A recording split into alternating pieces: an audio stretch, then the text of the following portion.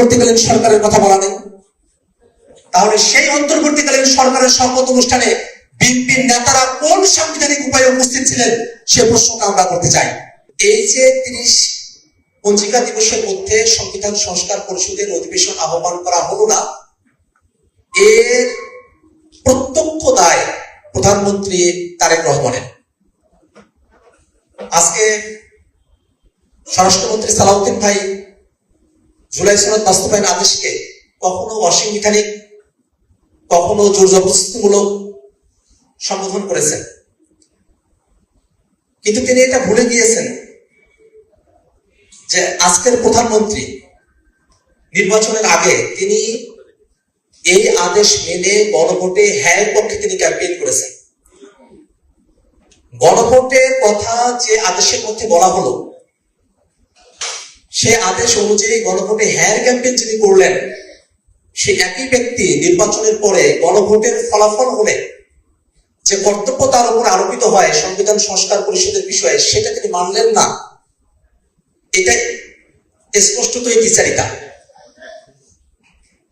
সংবিধান সংস্কার পরিষদের অধিবেশন আহ্বানের জন্য স্বরাষ্ট্রমন্ত্রী সালাউদ্দিন সাহেব তিনি দায়িত্বশীল ব্যক্তি নন, আইনমন্ত্রীও দায়িত্বশীল ব্যক্তি নন।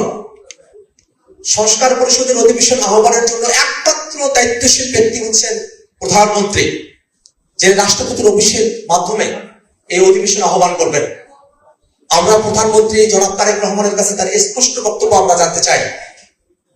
যিনি নির্বাচনের আগে গণভোটে হ্যাঁ কথা বলেছেন, ব্যক্তিগতভাবে তার দলের লোকদেরকেও তিনি দলীয়ভাবে হ্যাঁ পক্ষে অবস্থান নেওয়ার জন্য বলেছেন, সেই প্রধানমন্ত্রী তার কমিটমেন্ট থেকে, জাতির কাছে ওয়াদা থেকে তিনি নিজেকে কেন বিরত রেখেছেন, সেই ব্যাখ্যা প্রধানমন্ত্রী তারেক রহমানকে দিতে হবে। এমন জনগুরুত্বপূর্ণ একটা বিষয় যেখানে 24-এর অভ্যুত্থানের মধ্য দিয়ে জনগণের অভিপ্রায়, সার্বভৌম অভিপ্রায়ের প্রকাশ ঘটেছে। 26-এর নির্বাচনের মধ্য দিয়ে 70% মানুষ গণভোটে হায়ের পক্ষে তাদের মতামত দিয়েছেন।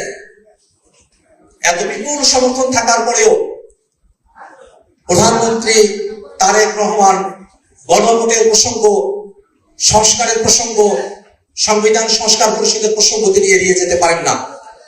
অবশ্যই প্রধানমন্ত্রী তারেক রহমানকে তার ব্যক্তিগত বক্তব্য, এবং তিনি একটি দায়িত্বশীল অবস্থানে রয়েছেন, সেই দায়িত্বশীল জায়গা থেকে তার বক্তব্য অবশ্যই পরিষ্কার করতে হবে। বারবার সংবিধানের দোহাই দেওয়া হয়, কিন্তু একটা জিনিস বেমালুম চেপে দেওয়া হয় যে 24-এর অভ্যুত্থানের পরের যে বাংলাদেশ, এই বাংলাদেশে একটা এক্সট্রা কনস্টিটিউশনাল পরিস্থিতি বিরাজ করছে। আমরা পুরোপুরি সংবিধানের ভিতরেও নাই, আবার আমরা অসাংবিধানিক কিছু আমরা করছি না। যদি অসাংবিধানিকতার দোহাই দেওয়া হয়, তাহলে আজকে বিএনপির যিনি আইনমন্ত্রী আছেন, তিনি তখন তার অ্যাটর্নি জেনারেল সরকার গঠন হওয়ার আগেই 5 তারিখের পর